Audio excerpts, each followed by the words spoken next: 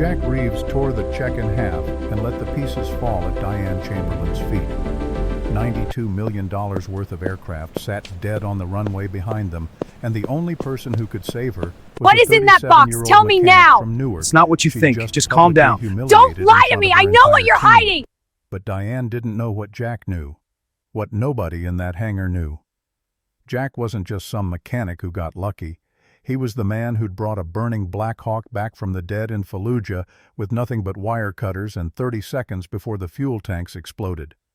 And he was about to teach a billionaire the most expensive lesson of her life. The phone rang at 6:47 in the morning. Jack was already awake.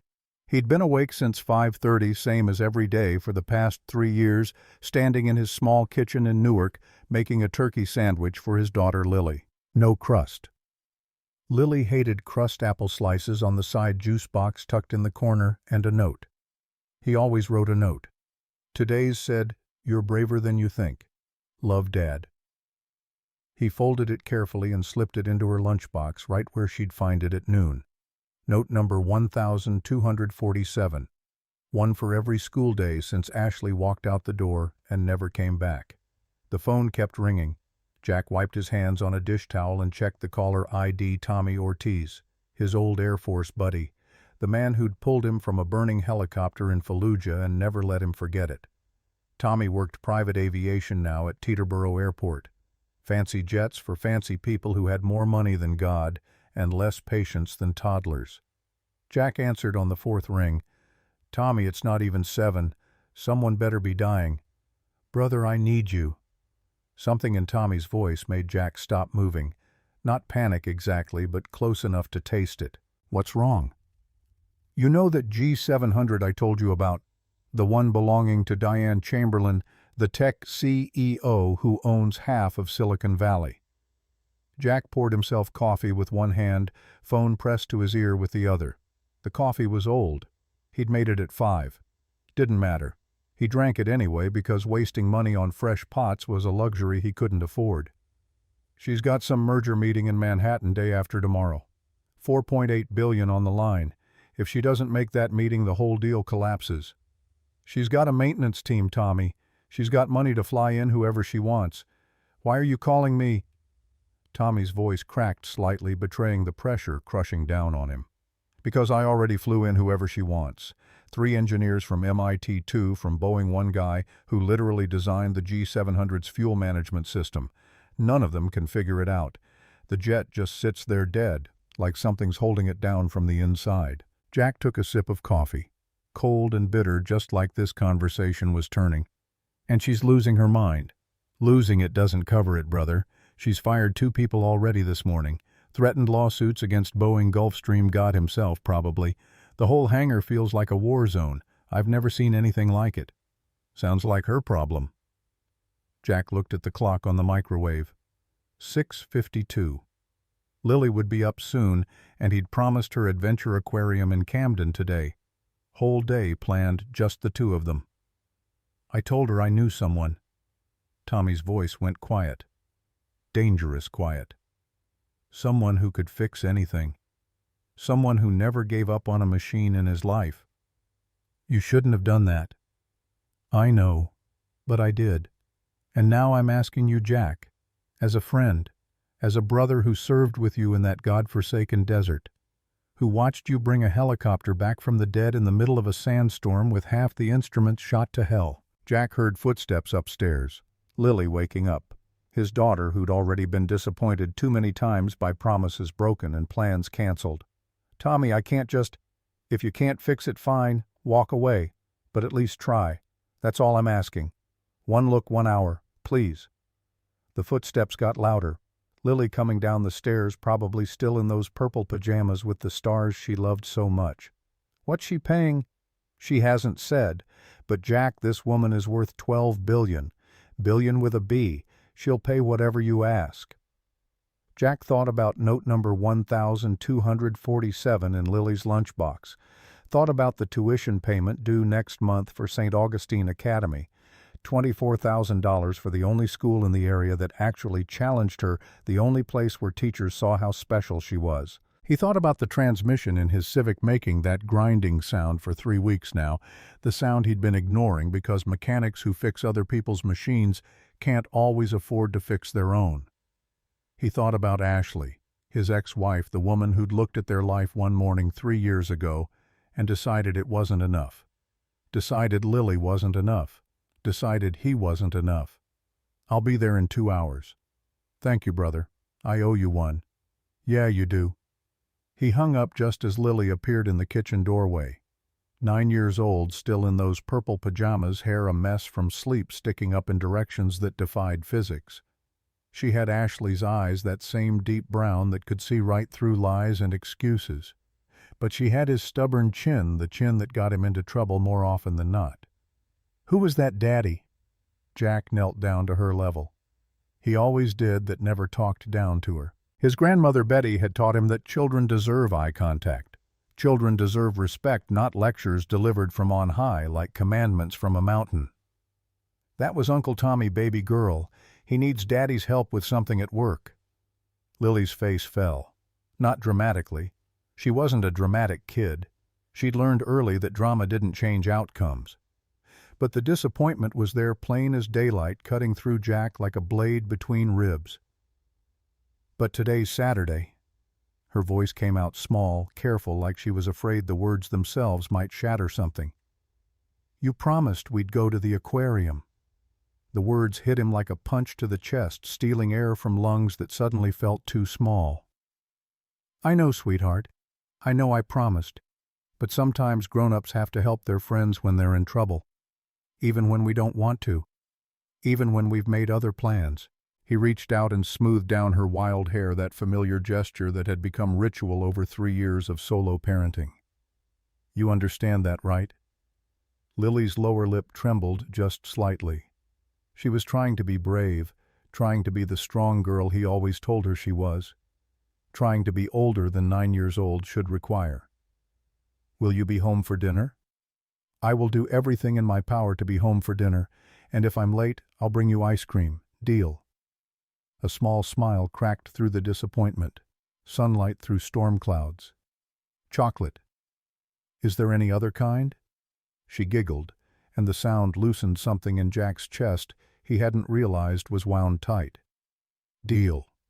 He kissed her forehead, held her for an extra second, then stood and reached for his phone.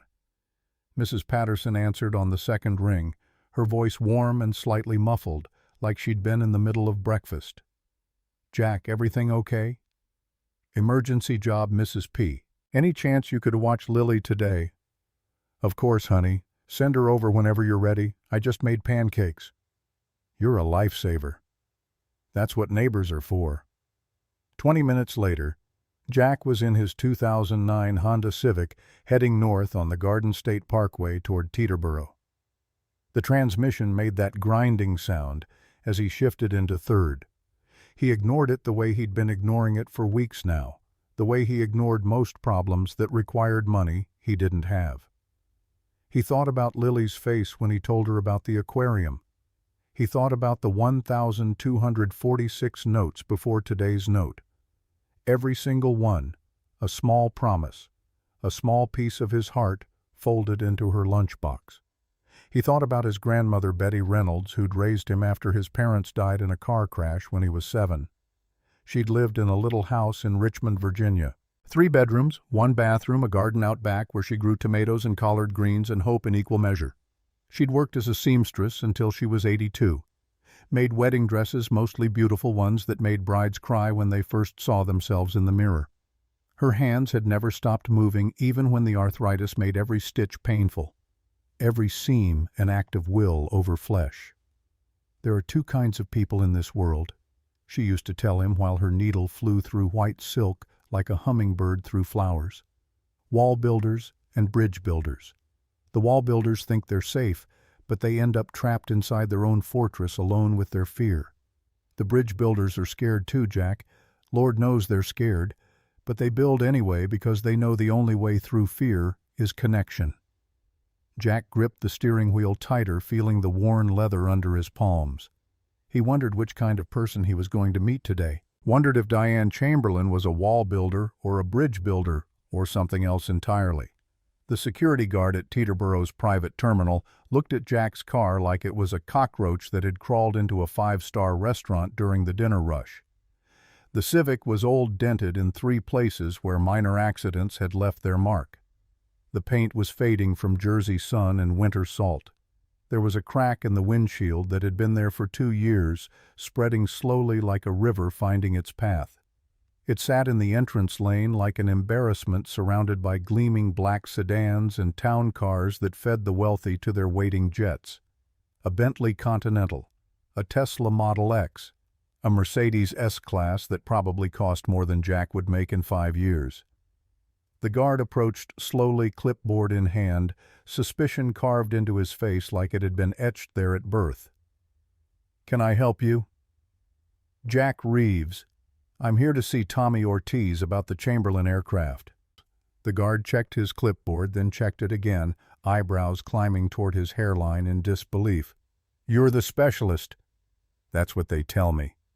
The guard made a call, spoke quietly into his radio, glanced at Jack's car again with obvious doubt written across his features. Then he handed over a visitor's badge. "Hangar 7. Follow the signs." Jack drove through the gates into a world he didn't belong to and never would. Private jets lined the taxiways like toys for giants. Gulfstreams, Bombardiers, Cessna Citations. Each one worth more than he'd make in 100 lifetimes. Each one a symbol of a life he couldn't imagine, a reality so far removed from his own, it might as well exist on another planet. He didn't resent it. That wasn't his way. His grandmother had taught him that jealousy was poison that only hurt the person drinking it. That comparison was theft of joy.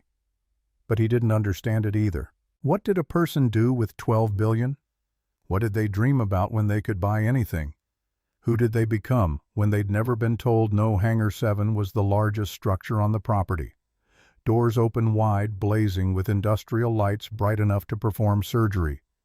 Inside sat the most beautiful aircraft Jack had ever seen. The Gulfstream G700, $92 million of aerospace engineering. Range of 7,500 nautical miles. Top speed of Mach .925. The pinnacle of private aviation, capable of crossing oceans like a bird crossing a pond. Luxury wrapped in titanium and carbon fiber, and the dreams of people who'd never waited in a TSA line. And it was completely, utterly, devastatingly dead. Jack parked his Civic between a Bentley and a Tesla Model S. The contrast was almost funny. Almost. He grabbed his toolbox from the back seat. The same toolbox he'd carried through 3 deployments, held together with duct tape and prayers and the memory of his grandfather's hands. The box was dented and scratched, worn down to bare metal in places where it had been dropped or dragged or thrown from vehicles during emergencies. But every tool inside was perfect, clean, sharp, ready. His grandmother had given him this toolbox when he was 16, the summer before his grandfather died. "Tools are an extension of your hands, Jack," she'd said while showing him how to organize wrenches by size, sockets by drive. "And your hands are an extension of your heart. Take care of them and they'll take care of you. Don't ever let anyone tell you manual labor isn't noble. The world runs on the backs of people who know how to fix what's broken." He walked toward the hangar. The tension hit him before he even crossed the threshold. Hung in the air like humidity before a thunderstorm. Heavy, electric, dangerous. There were at least 18 people inside, maybe more, all of them radiating stress like heat from asphalt in August. Men in expensive suits shouted into phones. Engineers hunched over laptops, scrolling through diagnostic data with increasingly desperate expressions. Mechanics stood around looking helpless, their skills useless against a problem none of them could identify or understand. And in the center of it all, like a queen holding court in a burning castle, stood Diane Chamberlain. Jack had seen her picture before. Forbes, Bloomberg, tech journals celebrating her rise from trailer park poverty to Silicon Valley royalty. The American dream wrapped in designer suits and billion-dollar valuations. But photographs didn't capture the intensity of her presence the way she seemed to occupy more space than her physical body should allow.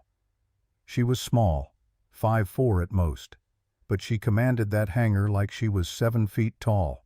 Dirty blonde hair pulled back severely from her face, not a strand out of place. A designer suit that probably cost more than his car, tailored to perfection, armor disguised as fashion. Eyes that could cut through steel, through excuses, through any defense a person might try to mount.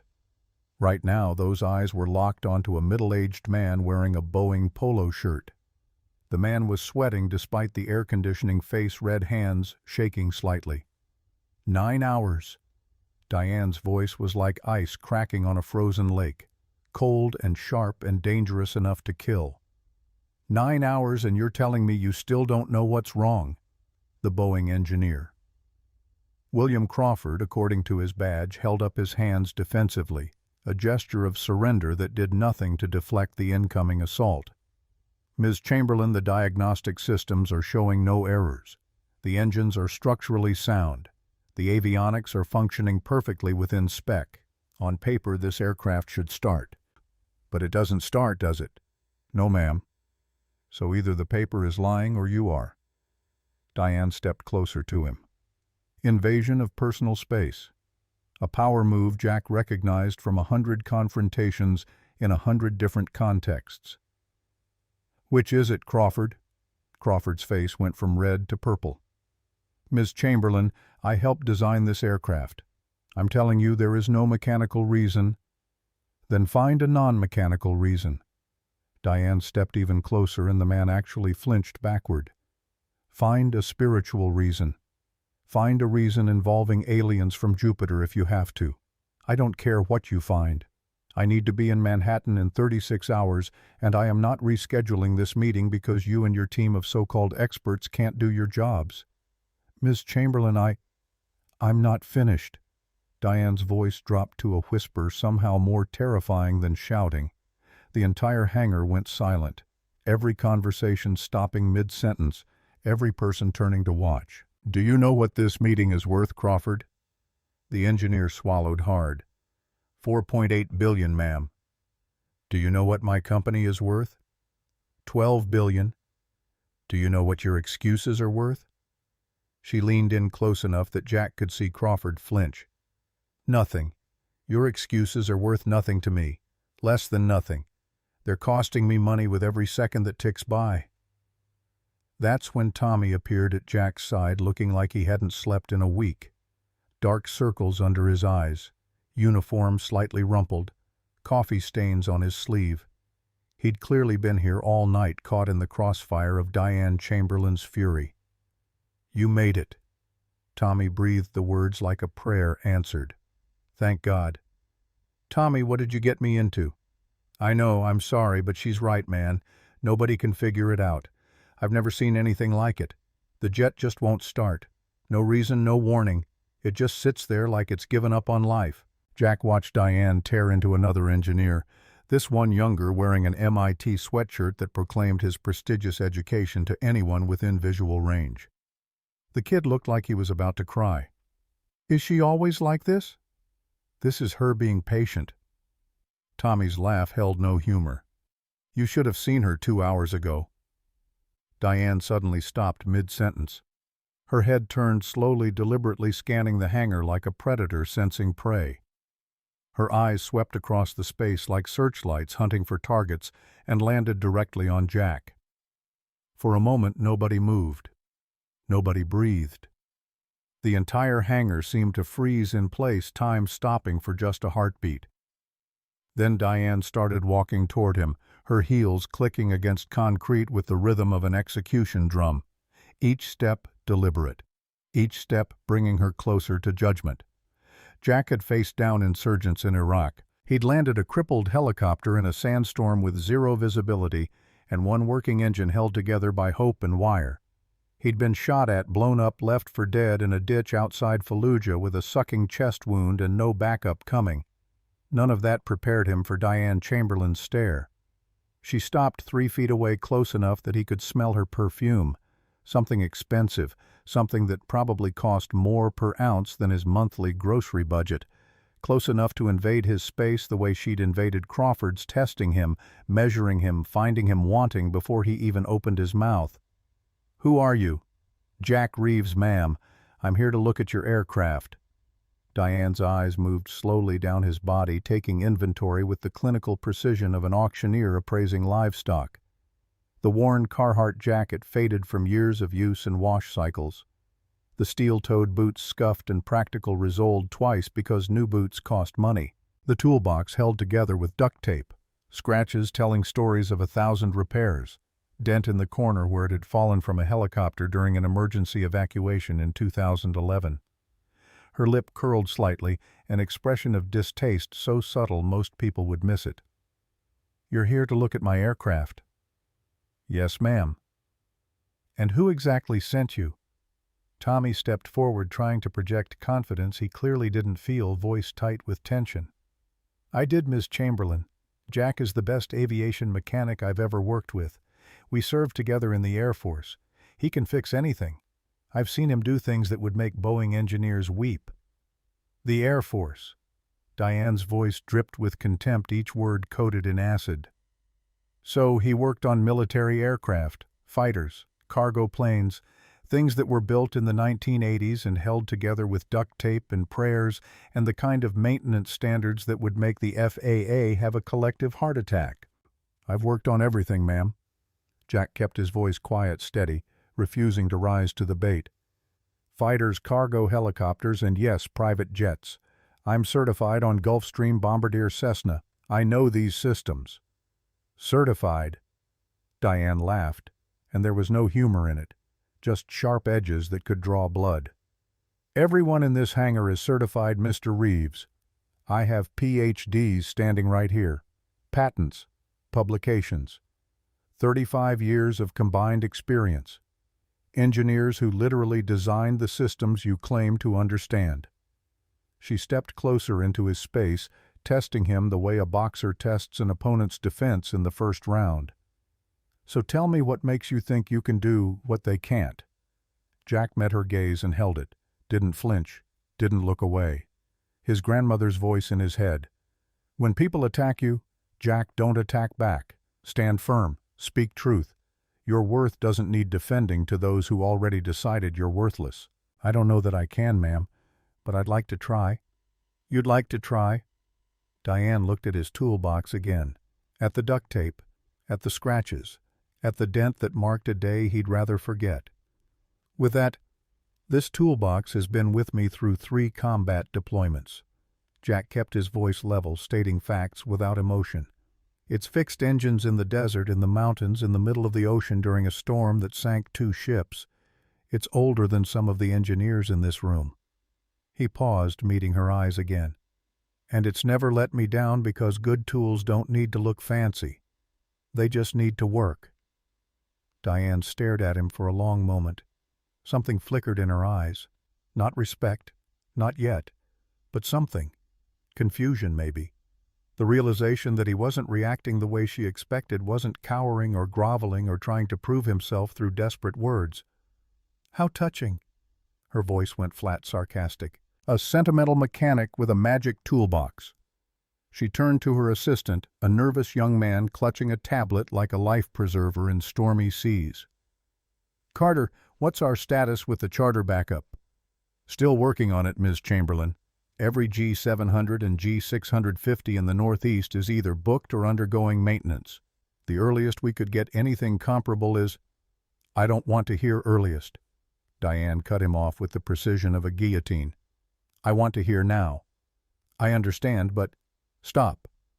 She held up her hand, and the assistant went silent immediately, trained like a dog to her commands. She turned back to Jack, eyes calculating running numbers in her head that he couldn't see.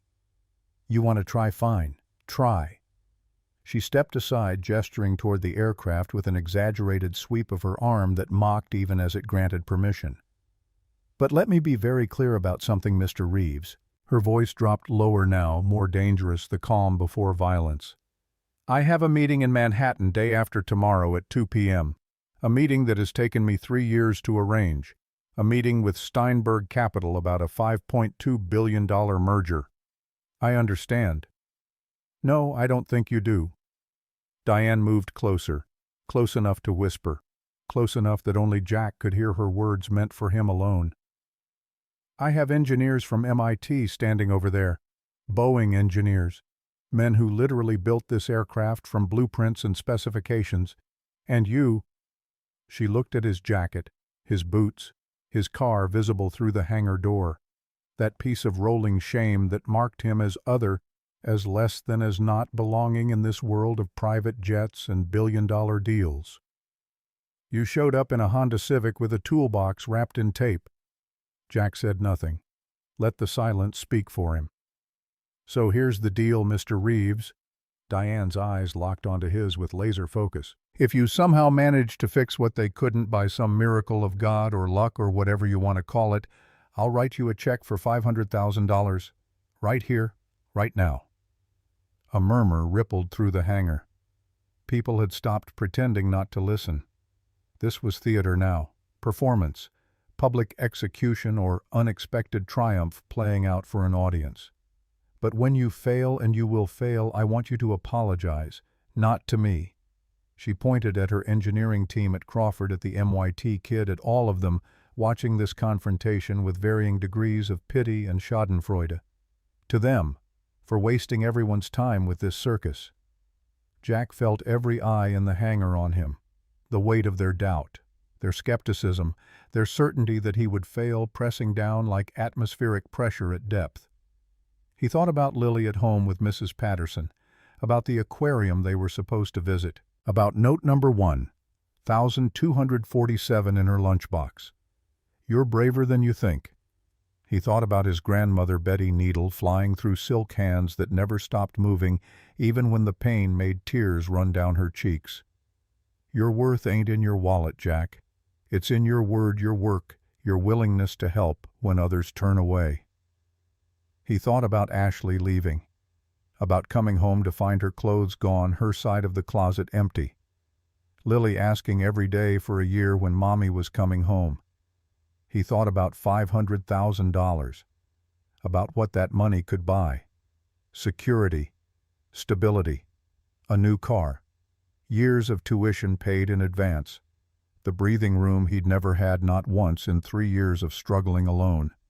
And he thought about the way Diane Chamberlain looked at him, like he was nothing, like his existence was an insult to her sensibilities, like the fact that he showed up in an old car with an old toolbox meant he couldn't possibly have value, couldn't possibly know things that her expensive experts didn't know.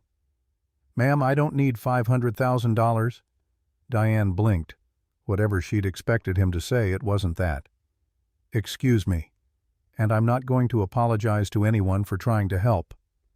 The hangar went dead silent, the kind of silence that precedes earthquakes and revolutions, the moment before everything changes. "If I fail, I fail. I've failed before. I'll fail again. That's how learning works. That's how getting better works." Jack shifted his toolbox to his other hand. "What I will do is look at your aircraft with fresh eyes and honest hands. That's what I came here to do. That's what my friend asked me to do." He met Diane's gaze one more time, seeing past the anger to the fear underneath the desperation she was trying to hide behind fury and ultimatums. "Now may I get started? We're wasting time." The silence stretched. 5 seconds. 10.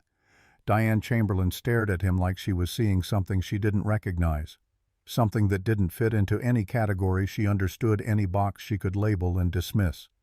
Then her face hardened like concrete setting. "Fine. Get started." She turned to Tommy. "Mr. Ortiz, you'll supervise. If he touches anything, he's not supposed to have him removed." "Yes, ma'am." Diane walked away, phone already at her ear, already shouting at someone about alternative arrangements, backup plans, lawsuits that would rain down like fire from heaven if this situation wasn't resolved immediately. Tommy exhaled hard. "Brother, you've got bigger balls than I remembered. Just get me access to the cockpit."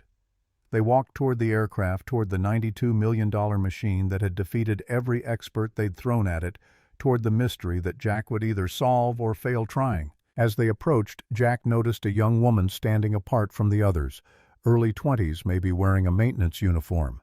She was watching him with an expression he couldn't quite read, something between hope and skepticism.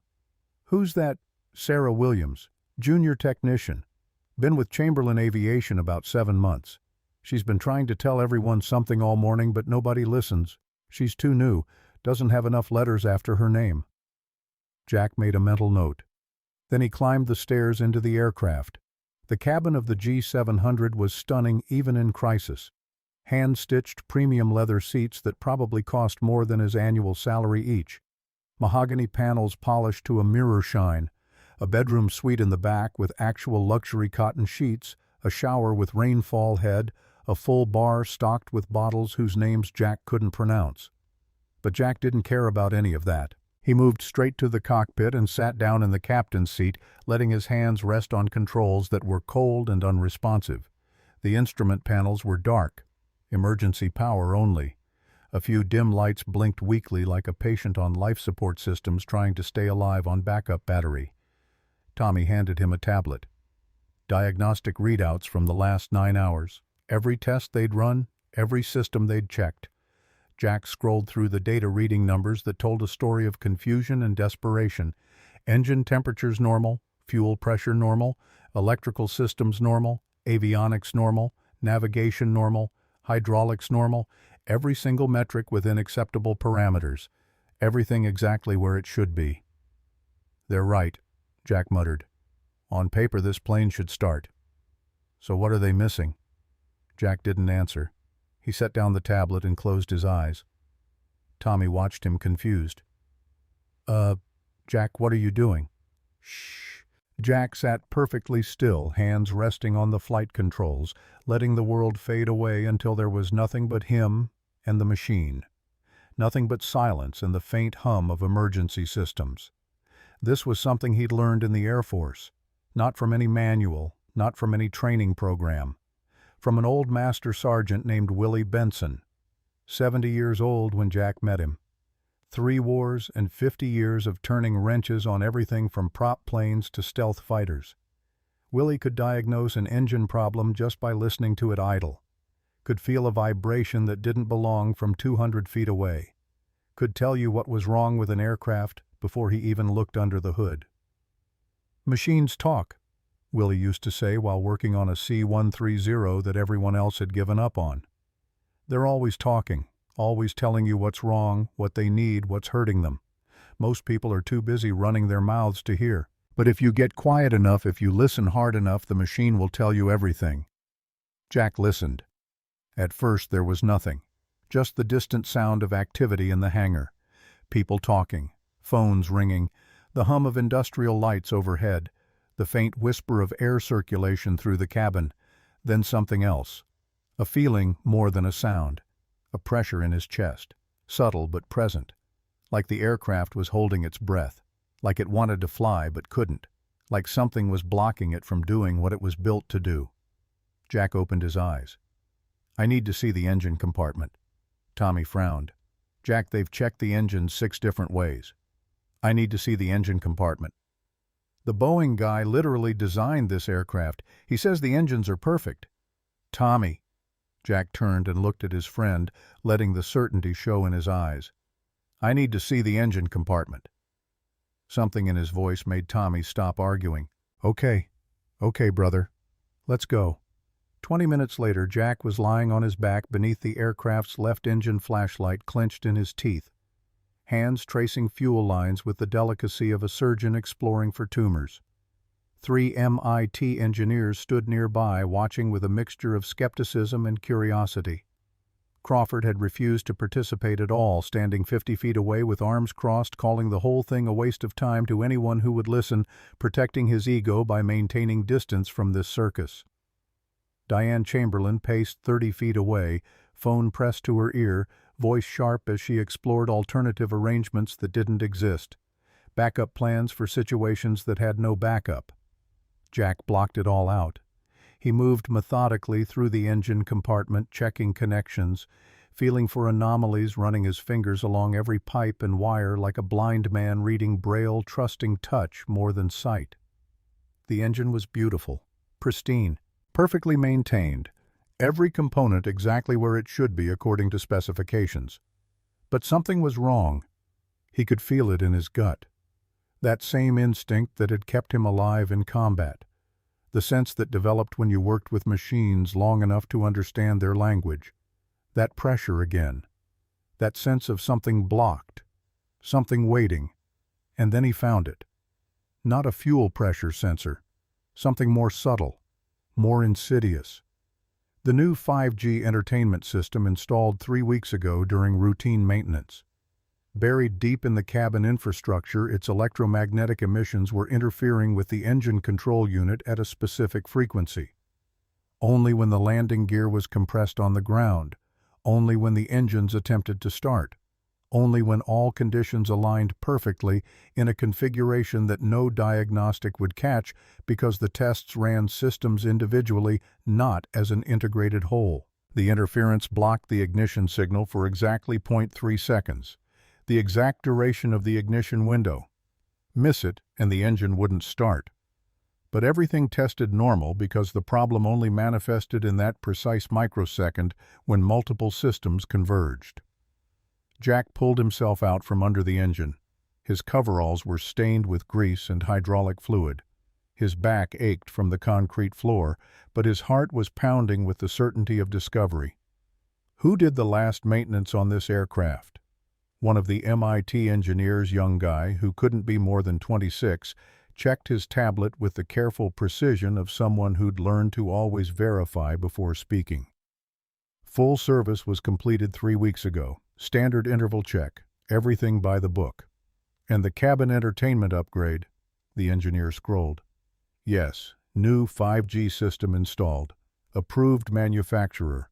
All documentation filed properly. But nobody tested electromagnetic interference between the new system and the engine control unit during the startup sequence. Silence. The engineer's face went pale. We ran all standard diagnostics. Standard diagnostics test systems individually, not interaction effects. Jack showed him the tablet, pulled up frequency spectrum data. Look here. The new entertainment system emits at 2.4 GHz. Engine control unit operates at 2.38 GHz. Close enough that when landing gear is compressed, which ground-specific circuits, it creates a feedback loop that blocks the ignition signal for exactly 0.3 seconds. But 0.3 seconds is exactly how long the ignition window is. Miss it, engine doesn't start.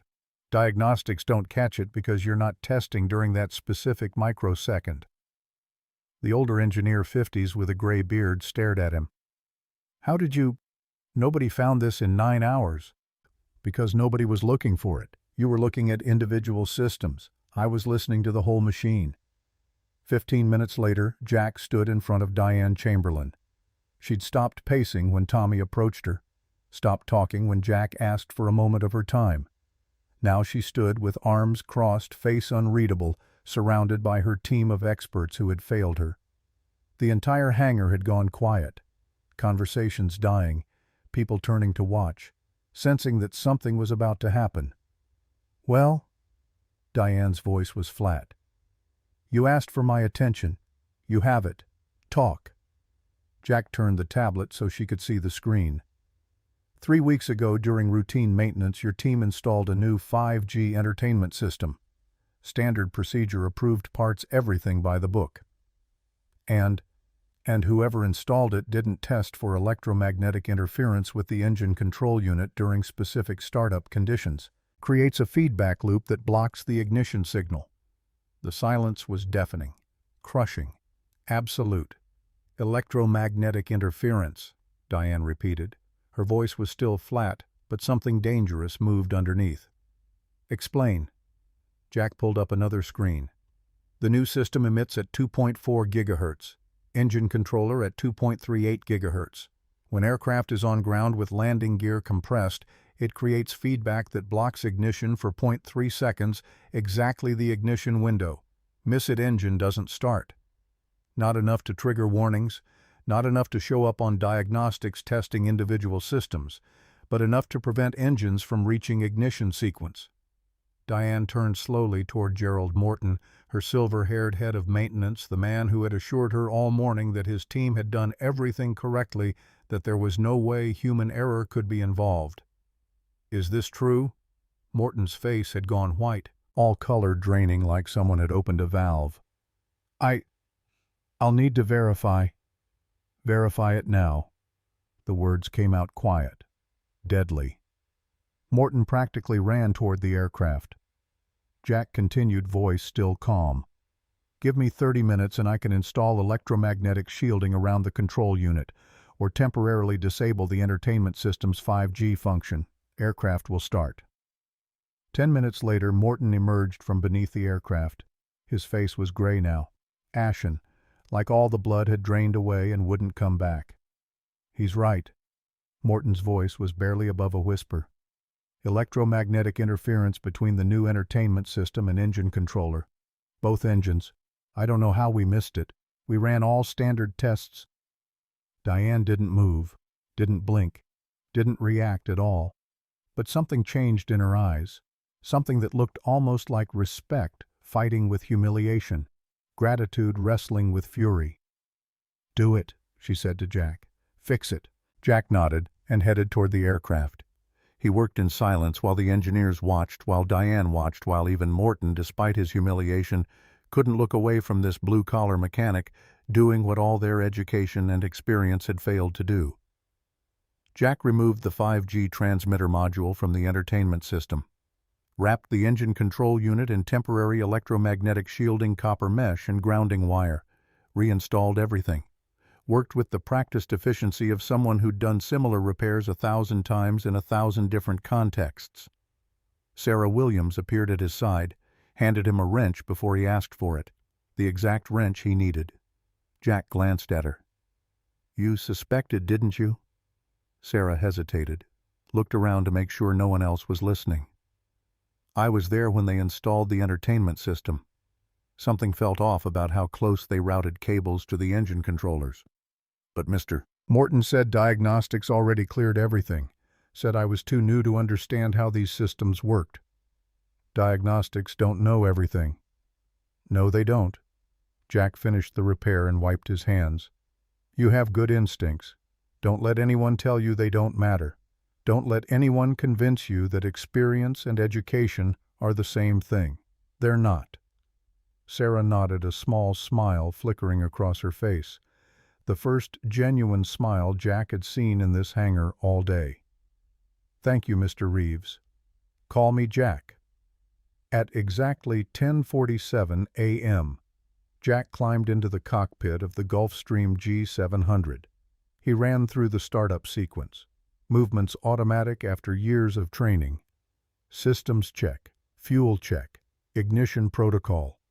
His hands moved with the confidence of repetition guided by muscle memory and thousands of hours in aircraft of every kind. He pressed the ignition button. For one terrible moment, nothing happened. The cockpit stayed dark. The engines stayed silent. And Jack felt his heart stop, felt the weight of failure pressing down, felt the humiliation of being wrong rushing toward him like a freight train. Then a whine, low at first, building slowly. The left engine began to spin, slowly at first, then faster still. The sound building from whisper to roar. Then the right engine joined in, both Rolls-Royce power plants coming to life with a sound like thunder, like vindication, like resurrection. The instruments flickered to life across the cockpit. Screens lit up like Christmas lights being plugged in. Warning indicators cleared one by one, replaced by steady green lights that said everything was normal. Everything was right. Everything was exactly as it should be. The engines roared, and it was the most beautiful sound Jack had ever heard. Better than music, better than applause. The sound of a machine doing what it was built to do. He looked out the cockpit window at the hangar below, at the engineers who had doubted him, at the mechanics who had given up, at Tommy pumping his fist in the air like his team had just won the Super Bowl, and at Diane Chamberlain standing frozen in the middle of it all, her face impossible to read. Jack shut down the engines and climbed out of the cockpit. He walked down the stairs slowly. His legs were tired. His back ached. He'd been awake since 5:30 and the adrenaline was starting to fade, leaving exhaustion in its wake. Diane walked toward him. The crowd parted to let her through. She stopped 3 feet away, the same distance as before, but everything was different now. "You did it." "The aircraft did it, ma'am. I just helped it breathe." Diane's face worked through emotions Jack couldn't name. Pride fighting with humility. Anger wrestling with gratitude. The walls she'd built over decades cracking under pressure she didn't understand or know how to process. Then she did something no one expected. She reached into her jacket, pulled out a checkbook, and began writing, pen scratching across paper in the silence. $500,000, she said as she wrote. As promised. She tore the check free and held it out to him. That piece of paper representing more money than Jack had seen in his entire life. More money than he'd earned in 3 years of backbreaking work. Jack looked at it. He thought about Lily, about the tuition payment, about the transmission in his Civic, about all the ways that money could make their lives easier, about the breathing room it would provide, the security, the stability. He thought about the bills piling up on his kitchen counter, about the second job he'd been considering, about the sacrifices he made every day just to keep his daughter in a school that actually challenged her. $500,000. It would change everything. Then he thought about the way Diane had looked at him when he walked in, the contempt in her voice, the certainty that he would fail, the assumption that he was less than nothing because of how he dressed, what he drove, where he came from. He took the check. Diane's eyes widened slightly. Surprised, perhaps, that he'd accepted so easily, that he'd given in to the temptation of money like she expected everyone to do. Then Jack ripped it in half, and in half again, and dropped the pieces on the floor at her feet. "I didn't come here for your money, Ms. Chamberlain." Jack's voice carried across the hangar like a bell cutting through fog. "I came because a friend asked for help. That's what I do. I help people, and I don't need a check to prove my worth." The torn pieces of paper lay scattered at Diane's feet like confetti after a party no one enjoyed. "I know my worth. I've always known it." Jack picked up his toolbox, that battered metal case held together with tape and history. "Your aircraft is fixed. Your meeting will happen. I hope the merger goes well. I truly do." He turned to walk away, boots scuffing against concrete, each step carrying him toward the exit and the old Honda Civic waiting outside and the life he understood. "Mr. Reeves," Diane's voice stopped him, quieter now, different somehow. The sharp edges filed down to something almost human. Jack turned back. She stood amid the torn pieces of $500,000, looking at him like she was seeing him for the first time, like he was a puzzle she couldn't solve, a language she didn't speak, a concept that refused to fit into any category her brilliant mind had created. "Why?" The word came out almost as a whisper, barely audible over the ambient noise of the hangar. "Why tear it up? You could obviously use the money." Jack considered the question, weighing his words like a jeweler weighing diamonds. "Because some things are worth more than money, ma'am. Respect for one. Self-respect." He glanced at the aircraft humming with potential behind her, then back to meet her eyes. "And I figure you've got enough people in your life who'll do anything for a check. Maybe what you need is someone who won't." He nodded to Tommy, shook Sarah Williams's hand, thanked her quietly for trusting her instincts. Then he walked out of the hangar into bright autumn sunlight that felt like freedom. Behind him, the Gulfstream G700 sat ready to fly, ready to carry Diane Chamberlain to the most important meeting of her life, ready to seal a $5.2 billion deal that would reshape her company and validate 3 years of planning. And Diane Chamberlain stood motionless, watching him go, feeling something she hadn't felt in a very long time, something that made her chest tight and her eyes sting. She just didn't have a word for it yet. Jack was halfway to his car when he heard footsteps behind him. Quick footsteps. Someone running. "Mr. Reeves, wait." He turned. Sarah Williams was jogging toward him, slightly out of breath, maintenance uniform flapping in the breeze. "Ms. Williams?" "Sarah, please." She stopped in front of him, searching for words. "I just wanted to say, what you did in there, I've never seen anything like it." "I just fixed an electromagnetic interference problem." "That's not what I mean." Sarah glanced back at the hangar. "I've been working here 7 months. 7 months of being ignored, talked over, dismissed. I knew something was wrong with that maintenance work, I could feel it. But no one would listen because I don't have a fancy degree, because I'm young, because I'm just a technician. She looked back at Jack. And then you walked in there with your taped-up toolbox and your old jacket and you saw me. You actually listened when I handed you that wrench. Do you know how rare that is? You knew the answer before I got here. You just needed someone to hear you say it. But nobody would. Then make them listen. Don't wait for permission. Don't wait for someone to hand you a microphone. You've got good instincts. Trust them. Fight for them. Sarah nodded, slowly absorbing the words. Can I ask you something? Sure. Why did you tear up that check, $500,000? That's life-changing money. Jack looked at his Civic, at the dent in the fender, at the crack spreading across the windshield like a river finding its course.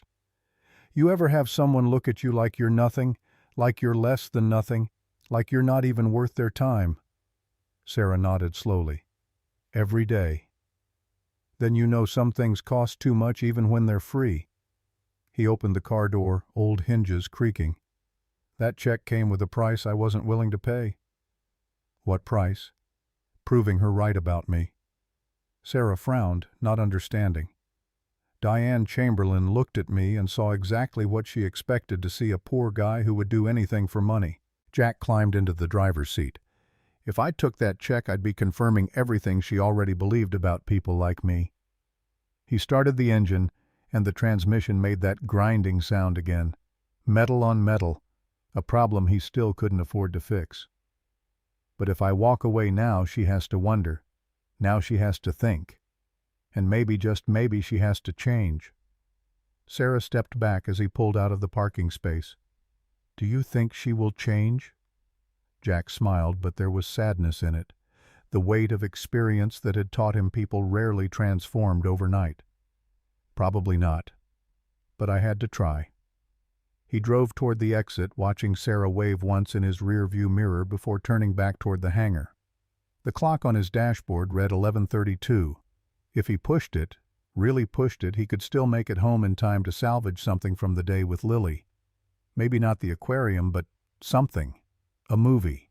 Ice cream. Time together. His phone buzzed. Unknown number. New Jersey area code. He answered on speaker, navigating through airport traffic. This is Jack. Mr. Reeves, don't hang up.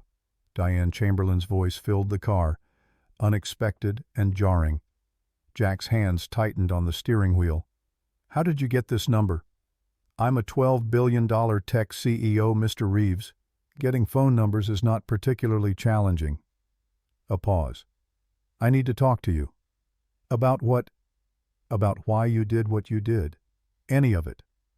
Another pause, longer this time, filled with something that sounded almost like vulnerability. I've been running scenarios in my head for the last 15 minutes trying to figure out your angle, what you wanted, what you were playing for, and I can't find it. It doesn't make sense.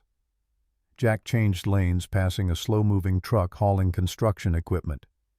Maybe that says more about you than it does about me. What's that supposed to mean? It means maybe you've spent so long surrounded by people who want something from you, you've forgotten what it looks like when someone doesn't. Silence on the line. Jack could hear her breathing, could picture her standing somewhere in that hangar processing information that didn't compute. That's surprisingly insightful for a mechanic. That's surprisingly honest for a billionaire. Diane laughed, short, surprised, like the sound had escaped before she could stop it. Mr. Reeves? Jack. She said his name like she was testing the weight of it, seeing how it felt in her mouth. Jack, I owe you an apology. You don't owe me anything. Yes, I do. Her voice cracked slightly, hairline fracture in armor. The way I spoke to you in that hangar, the things I implied, the assumptions I made about who you were before you even opened your mouth. I was wrong. I was frustrated and scared. And I took it out on you because you were an easy target. That was beneath me. Jack said nothing. He waited. Years of listening to Lily teaching him that sometimes the best response was silence. I've built my entire career on being right, Diane continued, words spilling out faster now. On being the smartest person in the room, on trusting data over instinct, credentials over experience. And today, a man with a duct-taped toolbox proved that everything I believed about expertise was wrong. I didn't prove anything. I just fixed an electromagnetic interference problem. You did more than that. Her voice was shaking now, actually shaking. You showed my entire team what real competence looks like. Not degrees on a wall, not patents or publications, just showing up, listening, caring, doing the work. Jack exited the parkway, turning onto local roads that would take him home to Newark, to the small house he shared with Lily, to the life he'd built from wreckage. Is there a point to this call, Ms. Chamberlain? Yes. She took a breath he could hear through the phone. I want you to come with me. Come with you where? To Manhattan, for the meeting. Her words came faster. Not to fix anything. The jet's fine. You made sure of that. I want you there because I want to talk. Really talk. Not about engines or maintenance, about how you see the world, about what I'm missing. A pause, then quieter. About how a man who drives a Honda Civic and carries a toolbox wrapped in tape can walk away from $500,000 like it's nothing. Jack pulled into his driveway and sat there, engine idling, mind racing through implications and possibilities. I have a daughter, Ms. Chamberlain. I promised her we'd spend today together. Bring her. What? Bring your daughter. I assume she's never been to Manhattan. Consider it educational. You're serious. I'm always serious. Why do you care what I think about anything? Diane was quiet for a long moment. Because in 20 years of building companies, acquiring businesses, managing thousands of employees, no one has ever torn up a check in front of me. No one has ever walked away from my money. No one has ever looked at me like I was the one who needed fixing, not my aircraft. She paused, and Jack could hear something raw in her voice, something undefended. And I need to understand the kind of person who does that, because I think maybe I used to be that kind of person, before I forgot how. Jack looked at his house. The light was on in the living room. Mrs. Patterson would be inside with Lily, probably watching cartoons, probably wondering when he'd be home. I'll have to ask my daughter. Of course. The plane leaves at 2. I hope you'll be there. She hung up. Jack sat in his car for a full minute trying to process what had just happened, trying to understand what he was feeling. Then he grabbed his toolbox and walked inside to ask his daughter if she wanted to go to Manhattan. Mrs. Patterson met him at the door, flower on her apron and concern in her eyes. You're back early. I thought you'd be gone all day. Job finished faster than expected. Where's Lily? Living room. She's been asking about you every 10 minutes. Jack found his daughter curled up on the couch, tablet in her hands, but eyes not really focused on the screen. She was waiting the way she'd learned to wait over 3 years of broken promises and canceled plans. The moment she saw him, her face lit up like sunrise. Daddy! She launched herself off the couch and into his arms. Jack caught her, lifted her up, breathed in the smell of her strawberry shampoo, felt the weight of her trust in how tightly she held him. Hey, baby girl. You're home. Does this mean we can still go to the aquarium? Jack carried her to the couch and sat down, settling her next to him. About that, I need to ask you something important. Lily's face fell, disappointment written there again. You have to work more. Not exactly. Jack took her hands, small and soft and trusting. A lady I helped today asked me to go to Manhattan with her, to her meeting, and she said you could come too. Lily's eyes went wide, wider than he'd ever seen them. Manhattan like New York City, with the tall buildings and Central Park and the Statue of Liberty. That's the one. Oh my gosh. Lily's voice dropped to a whisper. Oh my gosh, Daddy. Can we please, please, please? You'd rather go to Manhattan than the aquarium. Daddy, it's Manhattan. She grabbed his hands and squeezed.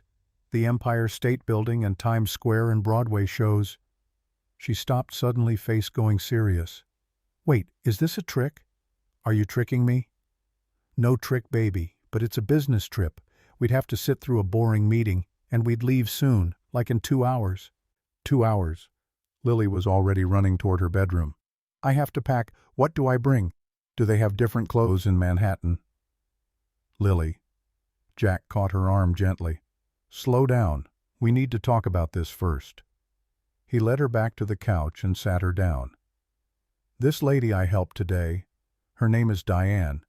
She's very rich and very important. And she wasn't very nice to me when I first got there. Lily frowned. Why not? Because she looked at me and made assumptions about who I was, about what I could do. She judged me before she knew me. That's mean. It is. But then I fixed her airplane, and I think she's starting to see things differently. Jack paused. She called me and apologized. And she wants to understand why I do things the way I do. Lily thought about this. Really thought about it. Jack could see the wheels turning behind her eyes, his daughter processing information with care and intelligence beyond her years. So she was mean, but now she's sorry. That's right. And she wants to learn how to be nicer. Something like that. Lily chewed her lip, a habit when she's thinking hard. Then we should help her daddy. You always say when someone wants to be better, you help them get better, even when it's hard, even when they don't deserve it. Jack stared at his daughter, 9 years old, wiser than half the adults he'd ever met. When did you get so smart? I learned from you. Lily grinned, then jumped off the couch. Now can I please go pack? Go pack, but only one bag, and bring a jacket. Manhattan gets cold. Lily sprinted to her room, already listing things she needed to bring at the top of her lungs. Jack pulled out his phone and sent a text to the number that had called him. We'll be there at 2. The response came 30 seconds later. I wouldn't expect anything less. See you soon, Jack. They arrived at Teterboro at 1:47. Lily pressed against the car window as they approached the airport, her breath fogging the glass. Daddy, that plane is giant. That's the Gulfstream G700 baby, one of the biggest private jets in the world. Is this what you fixed today? It is. You fixed that? Lily looked at him with something approaching awe. Daddy, you're like a superhero. I'm just a mechanic. Superheroes always say stuff like that. Jack parked the Civic in the same spot as before between the Bentley and the Tesla. The contrast was still almost funny, his car standing out like a sore thumb among the luxury vehicles. They walked toward the hangar, Emma's small hand in his, her eyes taking in everything with wonder. The security guard practically jumped out of his booth when he saw them. Mr. Reeves, Miss Chamberlain is expecting you. Let me help with your bags. I've got it. Thanks. They walked onto the tarmac. Lily's grip on his hand tightened, overwhelmed by the scale of everything. The massive aircraft looming above them, the wealth and power hanging in the air like expensive perfume. Diane appeared at the top of the aircraft stairs. She'd changed since that morning. Simpler now. Dark jeans that probably cost more than Jack's monthly salary. A cream cashmere sweater. Minimal jewelry. Hair down around her shoulders instead of pulled back tight. She looked almost human, almost approachable. Almost like someone you might meet in a coffee shop instead of the boardroom of a billion-dollar company. She walked down the stairs and stopped in front of them. You came. I said I would. Diane's eyes dropped to Lily, and something shifted in her face. Something softened in a way Jack hadn't seen before. And you must be the famous daughter I've heard about. Lily looked up at her father, then back at Diane. Are you the mean lady who said sorry? Jack closed his eyes. Lily. But Diane laughed. A real laugh, warm and surprised and genuine. Yes, I suppose I am. She knelt down to Lily's level, eye to eye, the same way Jack always did. Your father told you about me. He said you judged him before you knew him. That's mean. My teacher says we should never judge people by how they look. Your teacher is right. I made a mistake. A big one. Are you going to make it again? Diane glanced up at Jack, then back at Lily. I'm going to try very hard not to. Lily considered this for a long moment, weighing Diane's words with the seriousness of a judge weighing testimony. Then she nodded. "Okay, I forgive you." "Thank you. That's very generous." "Daddy says forgiveness is free, but trust has to be earned." Diane stood slowly looking at Jack with an expression he couldn't read. Something between surprise and respect, and something else he couldn't identify. "She's remarkable. She takes after her mother." The words came out before Jack could stop them, carrying more weight than he'd intended, opening a door he'd meant to keep closed. Diane noticed but didn't push. "Shall we board? We have a schedule to keep." They climbed the stairs into the aircraft. Lily gasped when she saw the cabin, the luxury so far removed from anything in her experience it might as well have been a palace. "Daddy, there's a bedroom on an airplane." "I know, baby. And a TV, and it's bigger than our TV at home." Diane smiled, watching Lily explore with wide eyes and running commentary. "She can have the bedroom if she wants. There's a tablet with movies, games, whatever she needs." "That's very kind. Thank you. It's the least I can do." Diane gestured toward a seating area near the front of the cabin. "Can we talk privately just for a few minutes?" Jack looked at Lily, who was already settled into a leather seat that probably cost more than his car, examining the entertainment system with intense concentration. "She'll be fine." They moved to the front of the aircraft, out of Lily's earshot. Diane sat across from Jack, hands folded in her lap. Nervous, he could see it now. The cracks in her armor. "I owe you more than an apology." "You already apologized." "I apologized for how I treated you. I haven't apologized for why." Diane looked out the window at the tarmac, gathering herself. "I grew up poor. Did you know that?" "I didn't. My parents lived in a trailer park in West Virginia, coal country. My father worked underground until black lung killed him when I was 16. My mother worked 3 jobs to keep food on the table for 4 kids. We had nothing, less than nothing. We had debt and shame and a zip code that told everyone we'd never amount to anything." She turned back to Jack. "Everything I have I built. Every dollar, every connection, every piece of power. I fought for all of it, against people who looked at me the way I looked at you this morning, people who decided I was worthless based on where I came from. So you became what you hated." The words hung between them, sharp and true and cutting. Diane flinched. "Yes, I suppose I did." She paused, voice cracking. "When you walked into that hangar, I saw everything I'd spent my life running from. The assumption that someone who looks a certain way, dresses a certain way, drives a certain car, can't possibly be competent. Can't possibly belong in spaces reserved for people with the right credentials." Her voice was shaking now. "I spent 20 years proving people like that wrong, and then I became one of them. Why are you telling me this? Because I need you to understand it wasn't about you, not really. It was about me, about my fear, my insecurity." Diane's eyes glistened. "I'm terrified, Jack. All the time. Terrified of losing what I've built. Terrified someone will see through me, realize I'm still that little girl from the trailer park, and take it all away." Jack leaned back in his seat, feeling the worn leather under his palms. "You know what I see when I look at you?" "What?" "Someone who's been carrying a weight so long she's forgotten what it feels like to put it down." Diane wiped her eyes, quickly, embarrassed by her own emotion. "That sounds like something from a fortune cookie. My grandmother used to say it. She was smarter than any CEO I've ever met." Diane smiled through her tears. "Tell me about her." "Why?" "Because I want to know. I want to understand where you come from. What made you into the kind of person who tears up checks and forgives people who don't deserve it?" The engines started warming up. The plane vibrated gently beneath them, preparing for flight. "Her name was Betty Reeves. She raised me after my parents died. I was 7. Car accident on I-95 in the rain." Jack looked at his hands. Strong hands, working hands, his grandmother's legacy. "She lived in a little house in Richmond, Virginia. 3 bedrooms, 1 bathroom, a garden out back where she grew tomatoes and collard greens and hope. She worked as a seamstress until she was 82, made wedding dresses mostly, beautiful ones.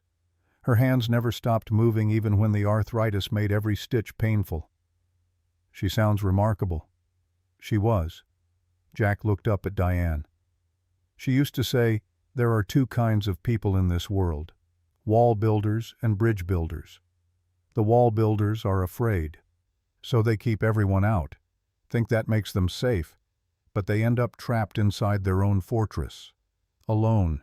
And the bridge builders, they're afraid too. But they build anyway, because they know the only way through fear is connection. The aircraft's engines began to spin up properly now, the sound building from whisper to roar. A flight attendant appeared informing them they'd be departing in 10 minutes. Diane wiped her eyes one more time and straightened in her seat. I don't know if I can change, Jack. I've been this way for so long. You don't have to change everything at once, just one thing. Start small. Like what? Tomorrow at your meeting, instead of trying to be the smartest person in the room, try being the most curious. Ask questions instead of giving answers. Listen instead of talking. See what happens. That sounds terrifying. Probably is, but the best things usually are. Diane held his gaze for a long moment. Thank you. For what? For giving me a chance I didn't deserve. Jack stood as Lily appeared beside them, headphones around her neck. Daddy, the lady said we're about to fly. Can I sit by the window? Sure, baby. Let's get you buckled in. He walked Lily to a window seat and helped her with the seatbelt.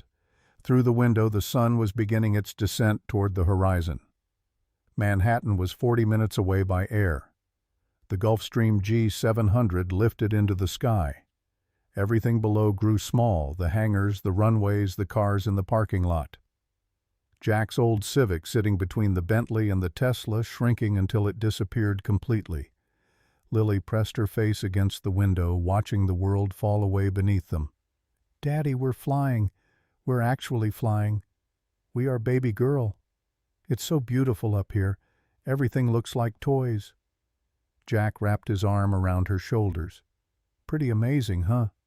The most amazing. She looked up at him with those brown eyes, Ashley's eyes. Daddy. Yeah. Is Diane going to be okay? Jack glanced toward the front of the cabin, where Diane sat alone, staring out her own window at clouds and sky. I think she wants to be. Then she will be. Lily settled back into her seat. You always say wanting is the first step. When did you start remembering everything I say? I always remember Daddy. I just don't always tell you. Manhattan rose from the horizon like a forest of glass and steel sunlight catching on 1,000 windows as the Gulfstream began its descent into the city. Jack had been to New York before, brief visits, always for work, never staying long enough to feel anything but overwhelmed by the sheer density of everything. But watching it approach from the air with Lily's face pressed against the window and wonder lighting her eyes, he saw it differently. Not as a place that crushed small lives under its weight, but as something his daughter had dreamed about in the safe confines of their Newark home. Look, Daddy, I can see the Empire State Building. That's it, baby. The plane touched down smooth as silk. Private terminal, no security lines, no crowds, no waiting. Just a black SUV that appeared the moment they stepped off, the aircraft driver holding the door open like they were royalty instead of a mechanic, and his 9-year-old daughter who'd never ridden in anything fancier than Mrs. Patterson's Buick. Diane slid into the back seat beside them. She'd put on her armor again, the sharp edges back in place, though not quite as cutting as they'd been that morning.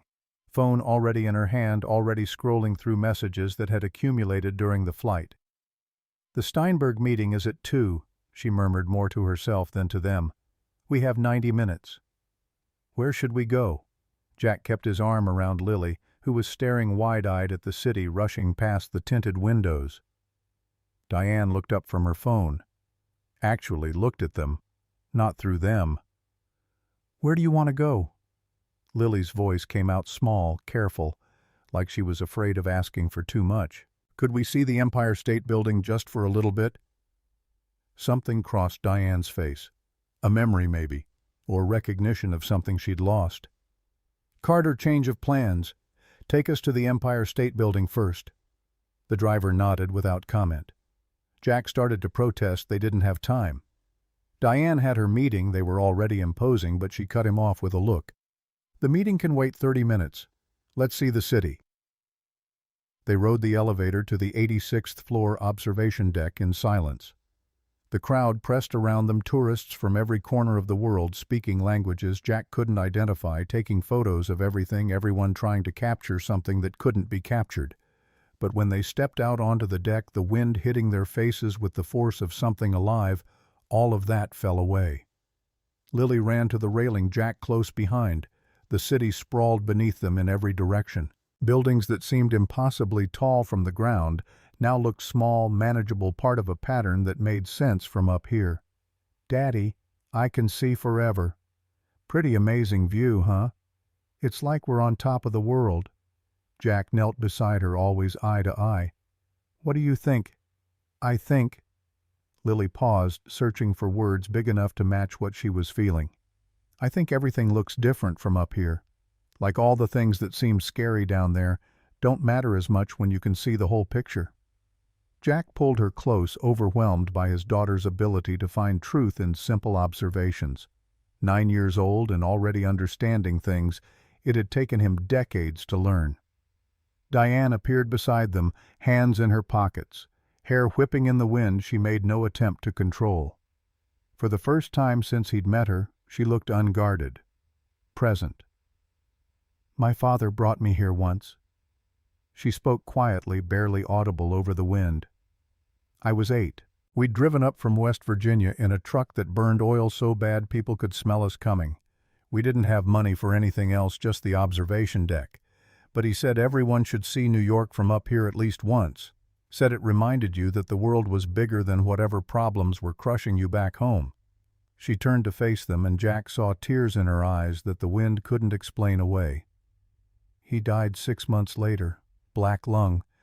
I never forgot what he said up here." Lily reached out and took Diane's hand without hesitation, without fear, the way children do when they recognize pain in adults. "I'm sorry your daddy died." Diane knelt down, mirroring Jack's posture. "Thank you, sweetheart. But you know what? Every time I come back here I remember him, and that's a gift even when it hurts. Daddy says the people we love never really leave us. They just change how they're with us. Your daddy is a smart man." They stood there together, 3 people from different worlds, connected by wind and height and the strange alchemy of shared moment. Jack watched his daughter hold hands with a woman who'd been a stranger that morning, watched walls come down brick by brick, and wondered if his grandmother Betty had been right about bridge builders after all. Diane's phone buzzed.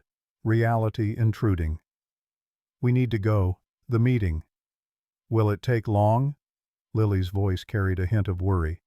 "Probably a couple hours." Diane squeezed her hand. "But I promise we'll do something fun after. Have you ever had real New York pizza? Is it different from regular pizza?" Night and day.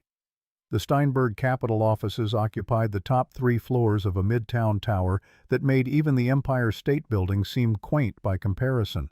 All glass and chrome, and the kind of austere wealth that didn't need to announce itself. Carter, Diane's assistant, met them in the lobby, young, nervous, perpetually clutching his tablet like a security blanket. "Ms. Chamberlain, they're ready for you in the executive conference room." "Thank you, Carter." Diane turned to Jack. "There's a lounge on this floor. Lily can wait there, or—" "Actually," Jack interrupted, "I was thinking we'd explore the city, if that's okay with you." Diane blinked, surprised. "You came all this way, and you're not going to sit in on the meeting?" "You don't need me in that room. You need to do what you do best. Close the deal. Be brilliant." "But I asked you here because you wanted to talk. And we did. On the plane. You wanted to understand how I see the world. I showed you." Jack put his hand on her shoulder, casual gesture that made her freeze, slightly unused to being touched without permission. "Now go show James Steinberg what you're made of. And remember, be curious, not just smart." Diane stared at him, something shifting in her eyes. "You're not what I expected, Jack Reeves." "Good. Expectations are boring." She smiled genuine warmth, breaking through professional ice, then turned toward the elevators. Stopped, turned back. Jack, yeah, thank you, for coming, for everything. Go close your deal. She nodded, shoulders squared, ready. But something was different in how she carried herself. Less armor, more human. Jack and Lily found themselves back on the street within minutes, the autumn afternoon cooling as shadows lengthened between buildings. Where do you want to go, baby girl? Lily looked up at him with those eyes that saw too much, understood too deeply. Daddy, do you like Diane? The question landed like a stone thrown into still water. Ripples spreading outward. Jack knelt down, always eye to eye. What do you mean? I mean, do you like her? Like how you used to like Mommy? Jack felt his breath catch. Wasn't expecting this question. Not here. Not now. Why do you ask? Because you look at her different, like how people look at each other in movies before they kiss. Lily, it's okay if you do, Daddy. She took his hands. I want you to be happy. You're always making sure I'm happy. But what about you? Jack's throat tightened. 9 years old and carrying wisdom that shouldn't fit in such a small frame. I don't know how I feel about Diane yet, baby. We just met today. But you could like her. Someday. Right? He thought about Diane's vulnerability on the plane. About the way she'd looked at him when he tore up that check. About something shifting in his chest he hadn't felt in 3 years. Something that terrified and thrilled him in equal measure. Maybe. Someday. If she keeps trying to be better. Then I hope she does. Lily hugged him tight. Because you deserve to be happy too, Daddy. Not just me. Jack held his daughter while Manhattan flowed around them, millions of people pursuing millions of dreams, everyone chasing something just out of reach. He thought about Ashley walking out 3 years ago, about the hole she'd left, about whether he was ready to let someone else in, about whether Diane Chamberlain, billionaire CEO, with walls built over 20 years, could possibly fit into a life lived in a small house in Newark with a 9-year-old girl and a Honda Civic held together by prayers. His phone buzzed. Text from Diane. Deal closed. $5.2 billion merger approved. Steinberg said it was the most collaborative negotiation of his career. Said I actually listened for once. Thank you, Jack. Where are you? Jack typed back. Times Square. Lily wanted to see it. Response immediate. Stay there. I'm coming to you. 45 minutes later, Diane emerged from a cab still in her business clothes, but jacket off, hair slightly mussed, energy crackling around her like electricity. You did it! Lily ran to her, unself-conscious in her joy. I did. Diane caught her, lifted her, spun her once before setting her down. And you know what helped your dad's advice? I asked questions. I listened. I stopped trying to be the smartest person in the room and started being the most interested. And it changed everything. She looked at Jack over Lily's head. Something passing between them. Understanding. Recognition. The beginning of something neither could name yet. Now, Diane announced, who's ready for the best pizza in New York? They found a place tucked between tourist traps, small family run, the kind of spot that had been there 40 years and would be there 40 more. Red checkered tablecloths. Frank Sinatra crooning from speakers that had seen better decades. The smell of garlic and tomatoes and bread baking. Diane looked around like she'd stumbled into a museum of her own past. I haven't been in a place like this in, I don't even know how long. When's the last time you ate somewhere that doesn't have a sommelier? Jack slid into a booth. She thought about it. Really thought. Honestly, I can't remember. They ordered 2 large pizzas, pepperoni and plain. Sat in that corner booth while the city rushed past outside, insulated by brick walls, and the smell of good food made by people who cared more about craft than profit margins. Lily attacked her slice with the enthusiasm of a kid who'd skipped lunch. Diane picked up her piece tentatively like she wasn't sure of the proper protocol. "It's pizza, Diane, not surgery. Just pick it up and eat it." She did, took a bite, eyes widened. "Oh my God. Good, right. This is incredible. How is this so good?" "Because it's made with care instead of pretension." Jack grinned. "And about $4,000 less than your usual dinner." Diane laughed, genuine surprised free. Took another bite. "I'd forgotten what this feels like." "What?" "Being normal. Being just a person. Not a CEO, not a brand. Just someone eating pizza in New York." Lily interrupted, tomato sauce on her chin. "Diane, you have pizza sauce on your face." Diane froze, reached for a napkin, suddenly self-conscious. But Lily giggled. "It's okay. Daddy gets it too. It means you're doing it right." Jack watched Diane dab at her face, looking embarrassed but also lighter than he'd seen her all day. Something warm shifted in his chest. Something dangerous and wonderful and completely terrifying. "Oh no," he thought. "This is how it starts." The Plaza Hotel suite was stunning in the way only old money and new could create together, classic architecture married to modern luxury. 2 bedrooms with king beds, living room with fireplace, floor-to-ceiling windows overlooking Central Park, marble bathroom bigger than Jack's entire first floor back home. Lily was asleep within minutes of her head hitting the pillow, exhausted from a day that had contained more wonder than her 9 years usually allowed. Jack and Diane sat in the living room, city lights glittering through windows. She'd changed into comfortable clothes, yoga pants, soft sweater, first time Jack had seen her in anything truly casual. She looked younger somehow, more vulnerable. "Jack, can I tell you something?" "Sure." "I was married once." Jack turned to look at her, surprised. "I didn't know that." "Most people don't. It was 8 years ago. His name was Preston. Preston Hargrave. Investment banker. Brilliant. Ambitious." She paused, gathering herself. "We were married for 3 years. And I destroyed it." "What happened?" Diane's voice cracked as the words came. "I did exactly what I did to you this morning. I built walls. I worked 90 hours a week. I put the company first, second, and third. Preston came somewhere around 15th. He tried. God, he tried, asked me to slow down, take vacations, have dinner together occasionally, maybe think about starting a family." Her hands trembled slightly. "And I said no to all of it, because I was terrified that if I stopped running, stopped building, stopped achieving, I'd realize I was still that poor girl from the trailer park who didn't deserve any of this." "Diane, he left. And he was right to leave. I was so focused on building an empire I forgot to build a life." She wiped her eyes. "After the divorce I worked even harder, made even more money, built even higher walls.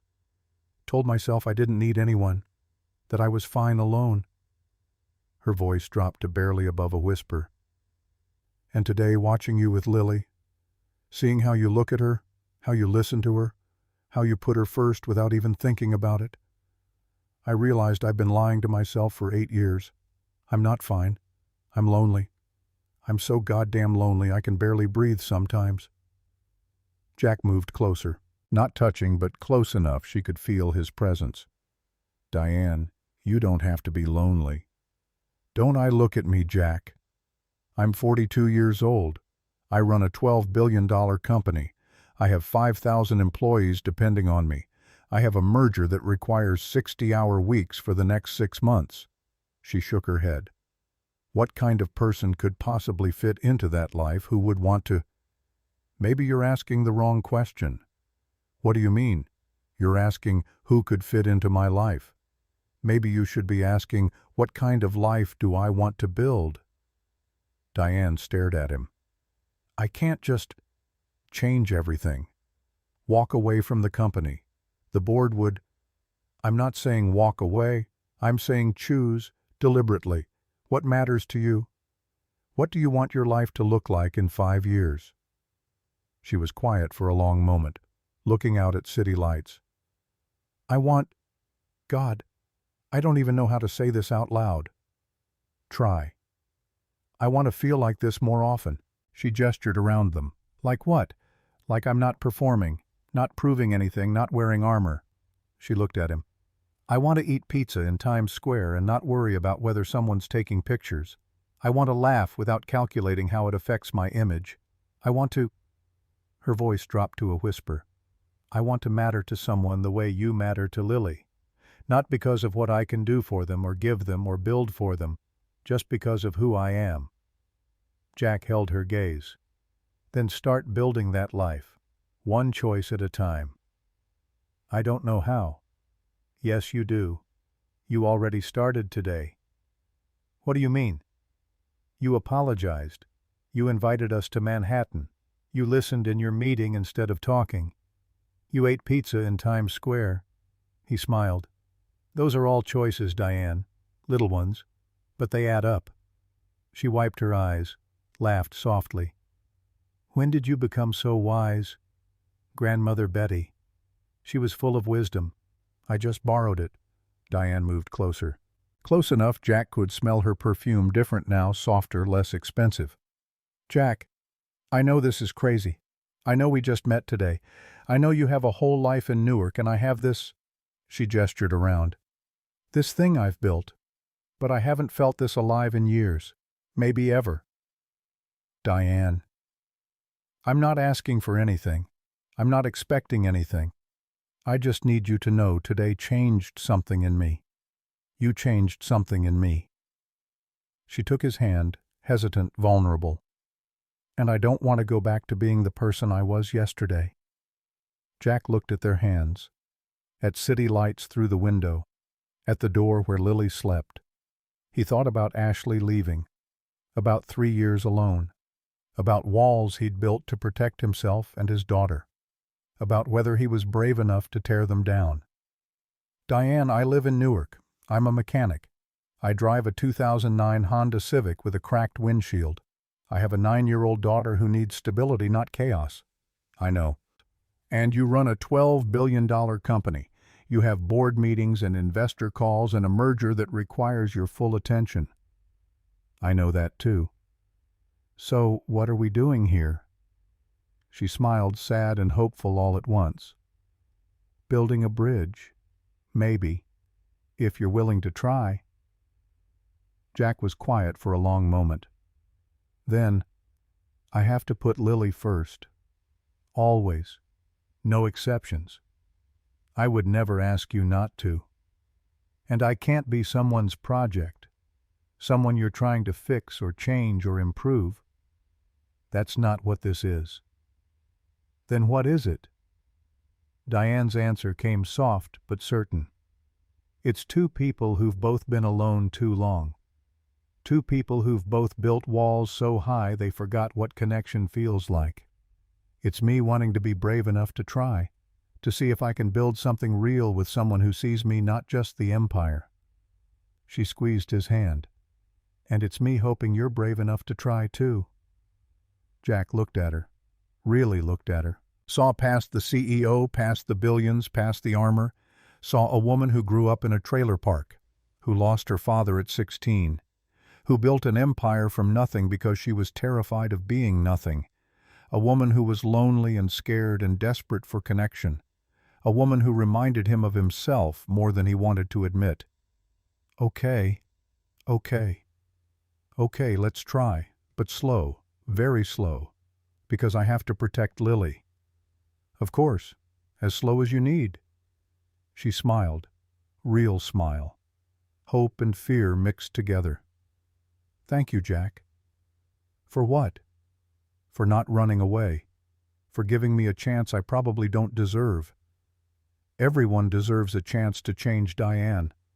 Question is whether you'll take it. They sat in comfortable silence, watching the stars, feeling the future opening up before them like a road stretching toward the horizon. 3 months later, on a crisp November Saturday morning, Jack stood in his garage working on a neighbor's boat engine, radio playing classic rock softly, Springsteen singing about glory days. Tools lined the walls, organized the way Grandmother Betty had taught him. Everything in its place, everything ready. Life had changed in 3 months, changed in ways both wonderful and complicated. Diane came to Newark most weekends, staying at a small boutique hotel downtown because Jack's house felt too intimate, too fast. They had Sunday dinners together, Jack, Lily, Diane around the kitchen table. Lily talked about school and friends and dreams, while adults listened with the attention children deserve. Video calls during the week when Diane traveled, her face on the tablet screen telling Lily about Boston or Chicago or Seattle, making promises she kept, building trust one small commitment at a time. Lily adored Diane. That was the biggest surprise, how naturally Diane had taken to being part of a child's life after years of avoiding anything resembling domesticity. She read bedtime stories over video chat when she traveled, sent postcards from every city, remembered every small detail Lily told her. But it wasn't perfect. They fought sometimes, about Diane's work schedule that threatened to consume everything, about Jack's stubbornness that wouldn't let her help financially even when help was offered, about normal things couples fought about when two different worlds tried to merge, but they always came back to the table, always chose connection over distance. His phone buzzed. Text from Diane. Board meeting ran late, still on for dinner. Jack typed back one-handed. Always, Lily's making a welcome sign. Tell her I can't wait to see it. She knows. Been talking about it all week. A pause, then 3 words that still made his chest tight every time. I love you. They'd said it for the first time 2 weeks ago. Diane first terrified, vulnerable. Jack following because he couldn't not.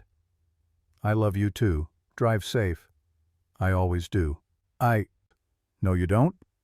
A laughing emoji appeared, then silence. That afternoon Jack's phone rang again. Tommy Ortiz. Jack, you need to see this. See what? Check page 6. Now! Jack pulled up the website on his phone. His stomach dropped.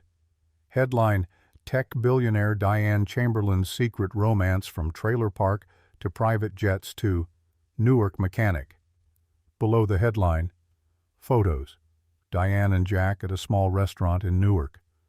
Diane and Jack walking through Central Park with Lily.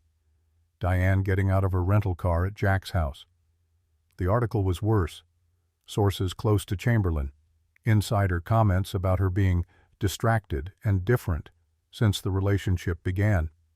One board member speaking anonymously expressing concern about the CEO's judgment and whether personal matters were affecting business decisions. Jack kept reading, each word a small cut, his net worth compared to hers. His car, his house, his life presented as evidence of some kind of gold-digging scheme he wasn't even aware he was running. The phone rang. Diane. Jack, I'm so sorry. You saw it. Of course I saw it. It's everywhere. TMZ, Business Insider, Bloomberg. My PR team is in full crisis mode. Her voice shook. I should have warned you this might happen. I should have prepared you. It's okay. It's not okay. They're treating you like some kind of curiosity, like you're not good enough to... Diane.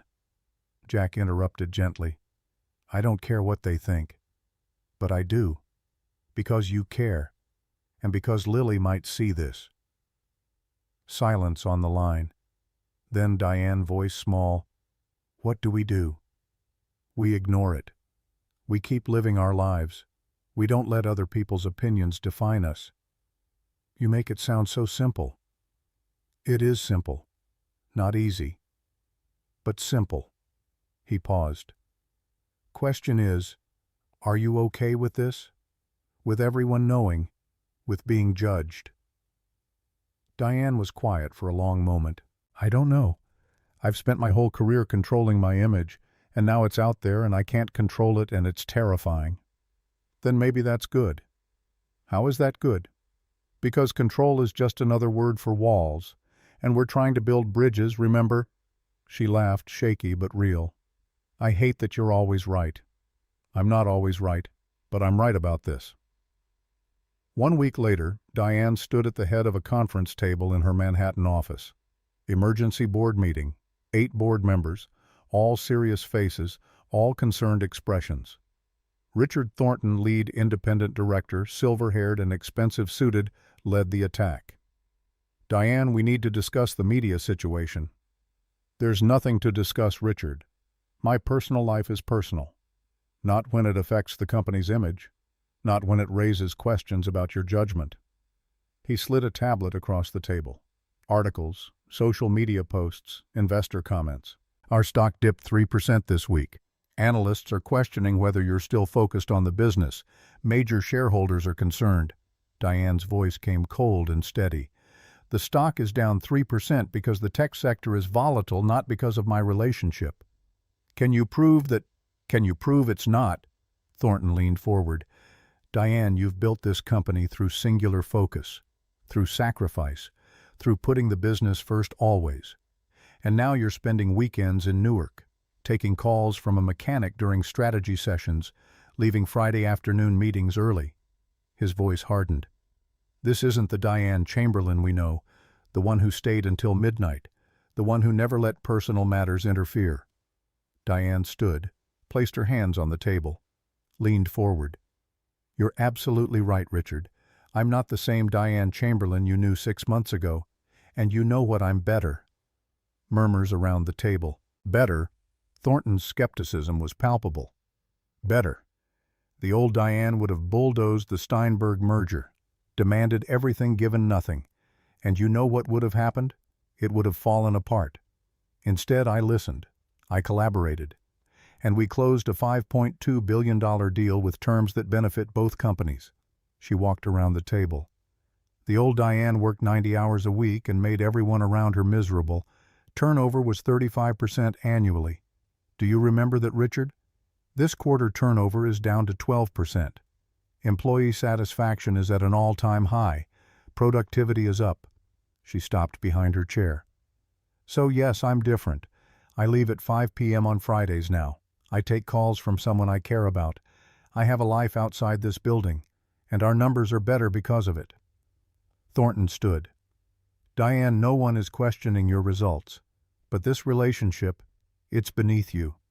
"Excuse me." "A Newark mechanic. Really, what do you even have in common?" Diane's eyes went cold. "Dangerous." "Be very careful what you say next, Richard. I'm just saying what everyone's thinking. He's using you, for money, for access, for—" "Stop," her voice like ice. "Jack Reeves is the most honest, principled man I've ever met. He turned down $500,000 from me, walked away from money that could have changed his life. Why? Because he doesn't need my money to know his worth." She leaned forward. "Which is more than I can say for some people in this room who've been collecting board fees for years while contributing nothing to actual strategy." Silence. Absolute. "Now here's what's going to happen. I'm going to continue running this company with the same excellence I always have, maybe better. And I'm going to continue seeing Jack Reeves, and if that's a problem for any of you, there's the door." She sat back down. Meeting adjourned. 2 weeks later, on a Saturday morning, Jack's doorbell rang. He was making pancakes for Lily. Diane was coming over later for dinner. He opened the door. Ashley Reeves stood there, 35 years old, blonde, beautiful in the way that used to make Jack's heart race.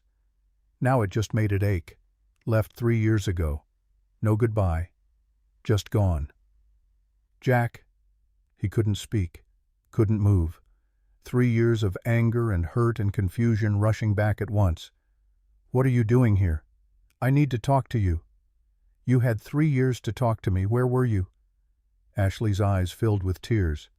"I made a mistake, the biggest mistake of my life." "Daddy, who's at the—" Lily appeared, stopped cold, stared. "Mommy." The word came out small, confused, like Lily didn't trust her own eyes. Ashley's face crumbled. "Hi, baby girl." Jack stepped between them, protective. "Lily, go to your room." "But Daddy." "Now, please." Lily looked at Ashley one more time, then ran upstairs. Jack stepped onto the porch, closed the door behind him. "You have 2 minutes, then I want you gone." Ashley's words tumbled out. "Jack, please. I know I hurt you. I know I hurt Lily. I was young and stupid and scared. I was drowning. Got married at 22, had a baby at 23. I didn't know who I was. I needed to find myself. You abandoned us. You left a 6-year-old girl asking every single day when her mother was coming home. His voice broke. Do you know what that did to her? Do you know what that did to me? I was drowning, Jack. I found therapy. I found medication for depression. I didn't know I had. I found clarity. She stepped closer. And I found out that the life I ran from was the only life I ever wanted. Too bad. You don't get to walk back in now. I have rights, Jack. Parental rights. I spoke to a lawyer. Jack went very still. Dangerous still. Are you threatening me? I'm saying I want to be part of Lily's life again. Gradually. Slowly. Whatever works. And if I say no, then I file for joint custody, and a judge decides. Softer. But I don't want it to come to that. I want us to work together, for Lily's sake. She paused. I saw the articles, Jack, about you and Diane Chamberlain. You're dating a billionaire who lives in Manhattan. You're spending weekends in the city. Lily's being photographed by paparazzi. I just want to make sure she's okay, that she's stable, that she's not being used as a prop in some celebrity relationship.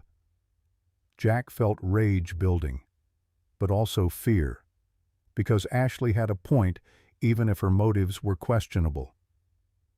Diane loves Lily, and Lily loves her. I'm sure she does. But what happens when it ends, Jack? What happens when the novelty wears off and the billionaire realizes she doesn't want to play house in Newark anymore?